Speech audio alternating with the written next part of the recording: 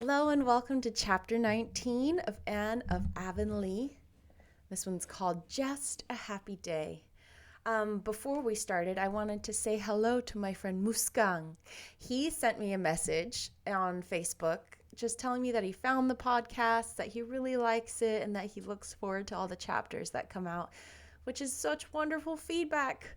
I don't often hear from people, so a lot of times I feel like I'm just kind of sending these readings out into the universe and maybe no one listens. So I really appreciate hearing that back from you. So hello, nice to meet you. Chapter 19, Just a Happy Day.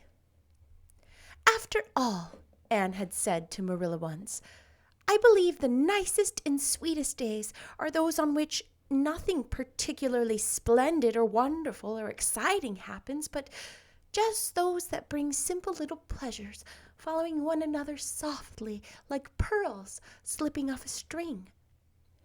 Life at Green Gables was full of just such days, for Anne's adventures and misadventures, like those of other people, did not all happen at once, but were sprinkled over the year, with long stretches of harmless, happy days between, filled with work and dreams and laughter and lessons. Such a day came late in August. In the forenoon, Anne and Diana rowed the delighted twins down the pond to the sandshore to pick sweet grass and paddle in the surf, over which the wind was harping an old lyric learned when the world was young. In the afternoon, Anne walked down to the old Irving place to see Paul.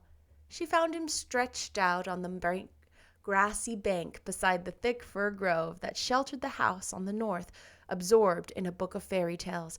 He sprang up radiantly at the sight of her. "Oh, I'm so glad you've come, teacher," he said eagerly, "because Grandma's away. You'll stay and have tea with me, won't you? It's so lonesome to have tea all by oneself. You know, teacher. I've had some serious thoughts of asking Mary Joe to sit down and eat her tea with me, but I expect Grandma wouldn't approve. She says the friends have to be kept in their place, and anyhow, it's difficult to talk with young Mary Joe. She just laughs and says, 'Well, yous do be all the kids I ever knowed.' That isn't my idea of conversation." "Of course I'll stay to tea," said Anne gaily. "I was dying to be asked. My mouth has been watering for some more of your grandma's delicious shortbread ever since I had tea here before." Paul looked very sober. "If it depended on me, teacher," he said, standing before Anne with his hands in his pockets, and his beautiful little face shrouded with sudden care, "you should have shortbread with a right good will, but it depends on Mary Joe. I heard Grandma tell her before she left that she wasn't to give me any shortcake because it was too rich for little boys. But maybe Mary Joe will cut some for you if I promise I won't eat any. Let us hope for the best." "Yes, let us," agreed Anne, whom this cheerful philosophy suited exactly. "And if Mary Joe proves hard-hearted and won't give me any shortbread, it doesn't matter in the least. So you are not to worry over that." "You're sure you won't mind if he doesn't?" said Paul anxiously. "Perfectly sure, dear heart." "Then I won't worry," said Paul, with a long breath of relief, "especially as I really think Mary Joe will listen to reason. She's not a naturally unreasonable person, but she has learned by experience that it doesn't do to disobey Grandma's orders. Grandma is an excellent woman, but people must do as she tells them. She has very much pleased with me this morning because I managed at last to eat all my plate full of porridge. It was a great effort, but I succeeded. Grandma says she thinks she'll make a man of me yet. But, teacher, I want to ask you a very important question. You will answer it truthfully, won't you?" "I'll try," promised Anne. "Do you think I'm wrong in my upper story?" asked Paul, as if his very existence depended on her reply. "Goodness, no, Paul!" exclaimed Anne in amazement. Certainly you're not. What put such an idea in your head? Mary Joe. But she didn't know I heard her. Mrs. Peter Sloane's hired girl, Veronica, came to see Mary Joe last evening, and I heard them talking in the kitchen as I was going through the hall. I heard Mary Joe say, "Dat Paul, he is the queerest little boy. He talks that queer. I think there's something wrong in his upper story." I couldn't sleep last night for ever so long thinking of it and wondering if Mary Joe was right. I couldn't bear to ask Grandma about it somehow, but I made up my mind I'd ask you. I'm so glad you think I'm all right in my upper story. Of course you are.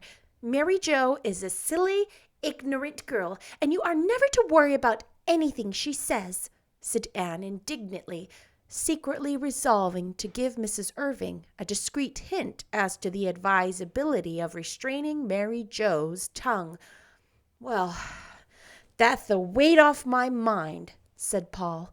I'm perfectly happy now, teacher, thanks to you. It wouldn't be nice to have something wrong in your upper story, would it, teacher? I suppose the reason Mary Joe imagines I have is because I tell her what I think about some things sometimes. It is a rather dangerous practice, admitted Anne, out of the depths of her own experience. Well, by and by, I'll tell you the thoughts I told Mary Joe, and you can see for yourself if there's anything queer in them, said Paul, but I'll wait till it begins to get dark.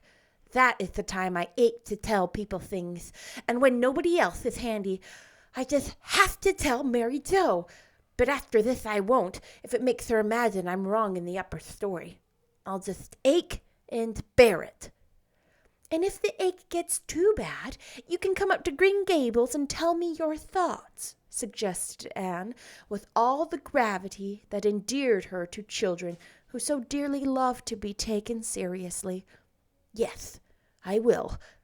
But I hope Davy won't be there when I go because he makes faces at me. I don't mind very much because he's such a little boy and I'm quite a big one. But still, it is not pleasant to have faces made at you, and Davy makes such terrible ones. Sometimes I'm frightened he will never get his face straightened out again. He makes them at me in church when I ought to be thinking sacred thoughts. Dora likes me, though, and I like her, but not so well as I did before she told Minnie May Barry that she meant to marry me when I grew up. I may marry somebody when I grow up, but I'm far too young to be thinking of it yet. Don't you think, teacher? Rather young, agreed teacher. Speaking of marrying, reminds me of another thing that has been troubling me of late, continued Paul. Mrs. Lynde was down here one day last week having tea with Grandma, and Grandma made me show her my little mother's picture, the one Father sent me for my birthday present. I didn't exactly want to show it to Mrs. Lynde. Mrs. Lynde is a good, kind woman, but she isn't the sort of person you want to show your mother's picture to. You know, teacher. But of course I obeyed Grandma. Mrs. Lynde said she was very pretty, but kind of actressy looking, and must have been an awful lot younger than Father. Then she said, "Some of these days your Pa will be marrying again likely. How would you like to have a new mom, Master Paul?" Well, the idea almost took my breath away, teacher, but I wasn't going to let Mrs. Lynde see that. I just looked her straight in the face, like this, and I said, "Mrs. Lynde, Father made a pretty good job of picking out my first mother, and I could trust him to pick out just as good a one the second time. And I can trust him, teacher, but still, I hope, if he ever does give me a new mother, he'll ask my opinion about her before it's too late. There's Mary Joe coming to call us to tea. I'll go and consult with her about the shortbread." As a result of the consultation, Mary Joe cut the shortbread and added a dish of preserves to the bill of fare. Anne poured the tea, and she and Paul had a very merry meal in the dim old sitting room, whose windows were open to the Gulf breezes, and they talked so much nonsense that Mary Joe was quite scandalized and told Veronica the next evening that "de schoolmiss" was as queer as Paul. After tea, Paul took Anne up to his room to show her his mother's picture, which had been the mysterious birthday present kept by Mrs. Irving in the bookcase. Paul's little low-ceilinged room was a soft whirl of ruddy light from the sun that was setting over the sea and swinging shadows from the fir trees that grew close to the square, deep-set window.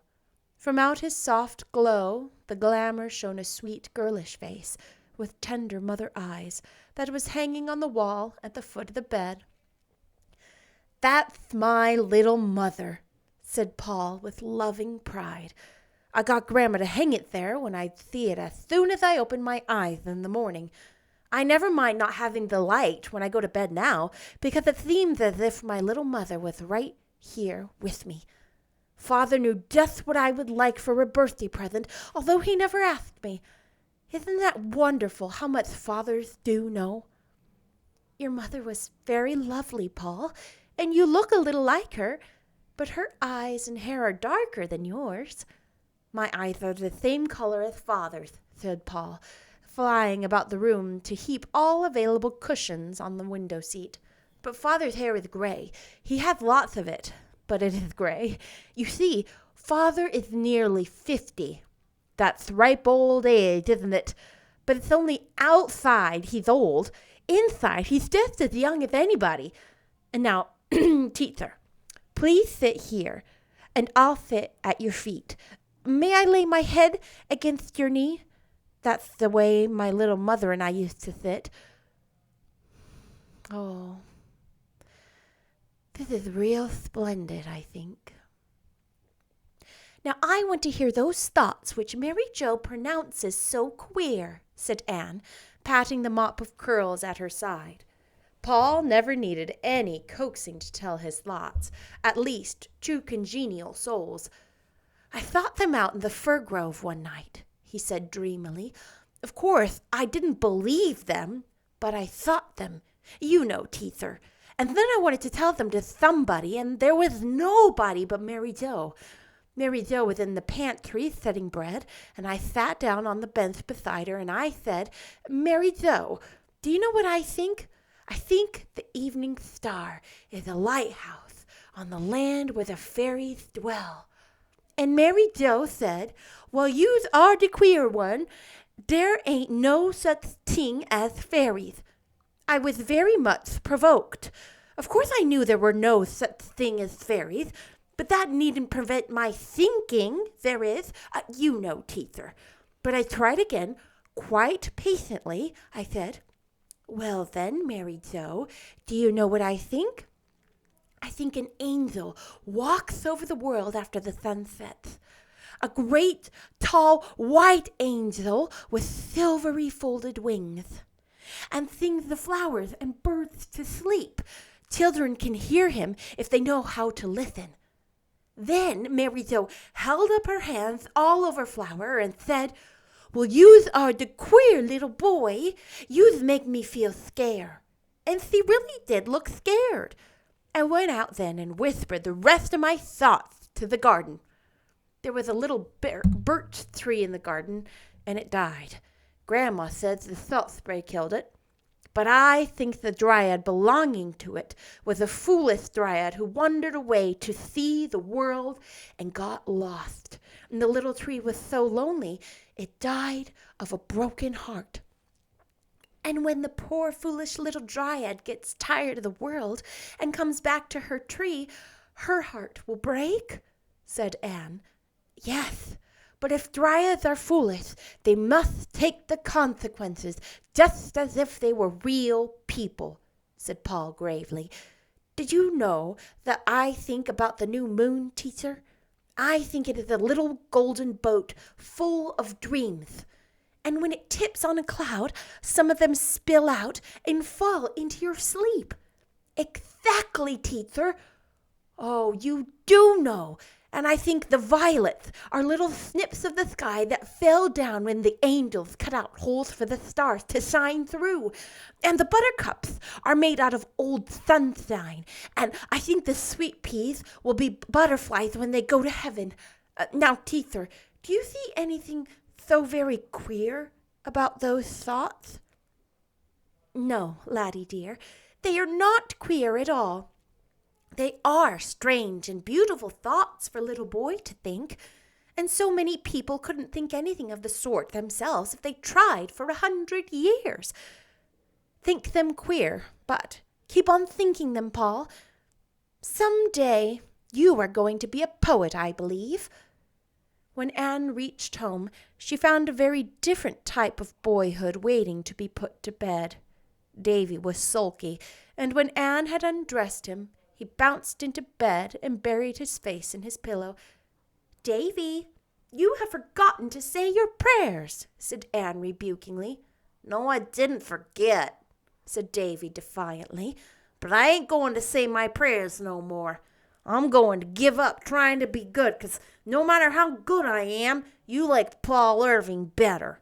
So I might as well be bad and have the fun of it." "I don't like Paul Irving better," said Anne seriously. "I like you just as well, only in a different way." "But I want you to like me the same way," pouted Davy. "You can't like different people the same way. You don't like Dora and me the same way, do you?" Davy sat up and reflected. "No." Oh, he admitted at last. "I like Dora 'cause she's my sister, but I like you because you're you." "And I like Paul because he is Paul, and Davy because he is Davy," said Anne gaily. "Well, I kind of wish I'd said my prayers then," said Davy, convinced by this logic. "But it's too much bother getting down now to say them. I'll say them twice over tomorrow, Anne. What do you think? Won't that do as well?" No, Anne was positive it would not do as well, so Davy scrambled out and knelt down at her knee. When he had finished his devotions, he leaned back on his little bare brown heels and looked up at her. "Anne, I'm gooder than I used to be."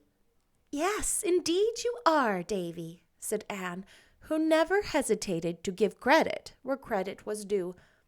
"I know I'm gooder," said Davy confidently, "and I'll tell you how I know it. Today Marilla gave me 2 pieces of bread and jam, one for me and one for Dora. One was a good big deal bigger than the other, and Marilla didn't say which was mine, but I give the biggest piece to Dora. That was good of me, wasn't it?" "Very good, and very manly, Davy." "Of course," admitted Davy. "Dora wasn't very hungry, and she only ate half of her slice, and then she give the rest to me. But I didn't know she was going to do that when I give it to her, so I was good, Anne." In the twilight, Anne sauntered down to the Dryad's Bubble and saw Gilbert Blythe coming down through the dusky haunted wood.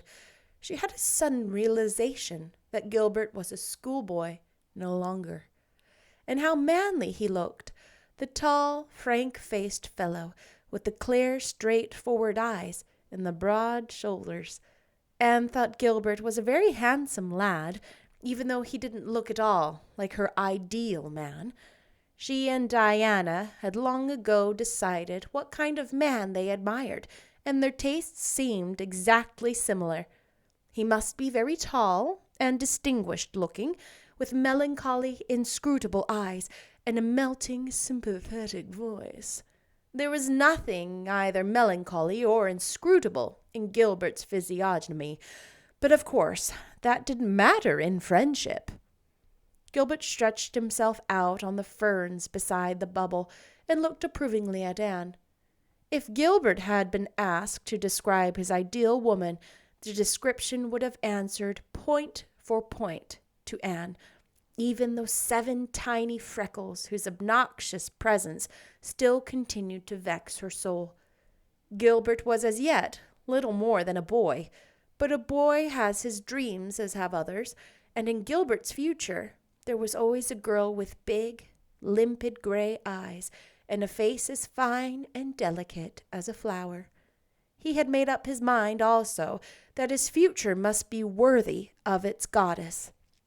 Even in quiet Avonlea, there were temptations to be met and faced.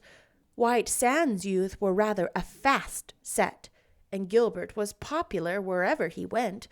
But he meant to keep himself worthy of Anne's friendship and, perhaps, some distant day, her love. And he watched over word and deed as jealously as if her clear eyes were to pass in judgment of it. She held over him the unconscious influence that every girl whose ideals are high and pure wields over her friends, an influence which would endure as long as she was faithful to those ideals, and which she would as certainly lose if she were to ever false to them. In Gilbert's eyes, Anne's greatest charm was the fact that she never stooped to the petty practices of so many of the Avonlea girls, the small jealousies, the little deceits and rivalries, the palpable bids for favor. Anne held herself apart from all this, not consciously or of design, but simply because anything of the sort was utterly foreign to her transparent, impulsive nature, crystal clear in its motives and aspirations. But Gilbert did not attempt to put his thoughts into words, for he had already too good reason to know that Anne would mercilessly and frostily nip all the attempts at sentiment in the bud, or laugh at him, which was 10 times worse. "You look like a real dryad under that birch tree," he said teasingly. "I love birch trees," said Anne, laying her cheek against the creamy satin of the slim bowl with one of her pretty caressing gestures that came so naturally to her. "Then you'll be glad to hear that Major Spencer has decided to set out a row of white birches all along the road front of his farm by way of encouraging the AVIS," said Gilbert. "He was talking to me about it today. Major Spencer is one of the most progressive and public-spirited men in Avonlea, and Mr. William Bell is going to set out a spruce hedge along his road front up to his lane. Our society is getting on splendidly, Anne. It has passed the experimental stage and is an accepted fact. The older folks are beginning to take an interest in it, and White Sands people are even talking of starting one too. Even Alicia Wright has come around since that day the Americans from the hotel had a picnic at the shore.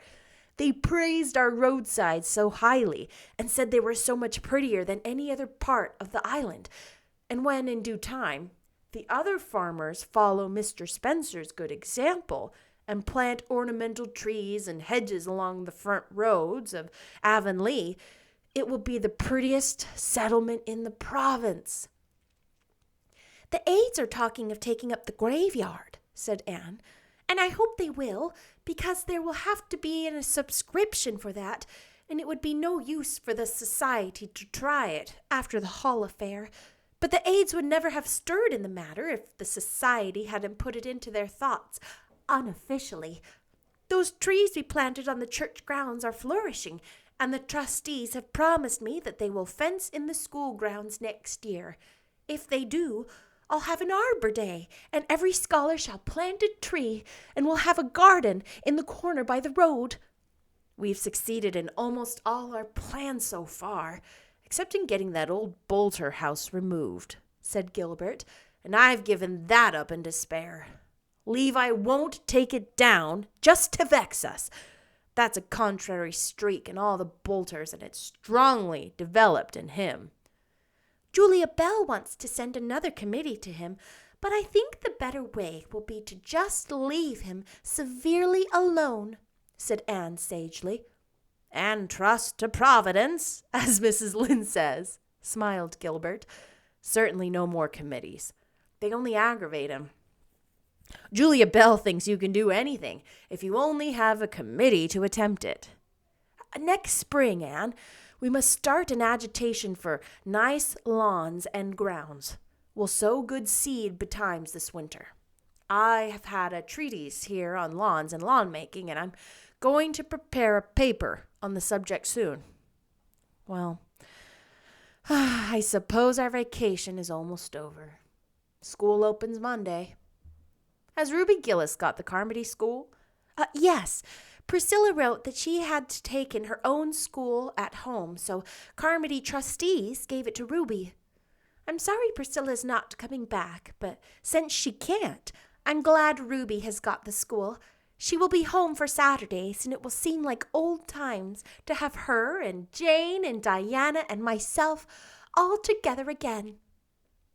Marilla, just home from Mrs. Lynde's, was sitting on the back porch when Anne returned to the house. Rachel and I have decided to have our cruise to town tomorrow, she said. Mrs. Lynde is feeling better this week, and Rachel wants to go before he has another sick spell. I intend to get up extra early tomorrow morning, for I've ever so much to do, said Anne virtuously. For one thing, I'm going to shift the feathers from my old bed tick to the new one. I ought to have done it long ago, but I've just kept putting it off. It's such a detestable task. It's a very bad habit to put off disagreeable things. I never mean to again, or else I can't comfortably tell my pupils not to do it. That would be inconsistent. Then I want to make a cake for Mr. Harrison, and to finish my paper on gardens for the AVIS, and write Stella, and wash and starch my muslin dress, and make Dora's new apron. You won't get half done, said Marilla pessimistically. I never yet planned to do a lot of things, but something happened to prevent me. That was chapter 19. Oh, how funny. Just a lot of in-between happenings. The next chapter, chapter 20, is called The Way It Often Happens. Is that good or bad? Who knows? Y'all, if you can't see me, my hair is glorious. This is my morning hair, how I wake up with it, if you can't tell. And if you don't know, I have a blue sort of long mullety mohawk thing. And when I sleep, it gets all bananas, gets all crazy. Well, I hope you enjoyed chapter 19. I had to record it, like I said, a couple times. My microphone wasn't working, the recording, like the visual wasn't working, and now we're okay. We're back on. I'll see you later for chapter 20. Bye-bye.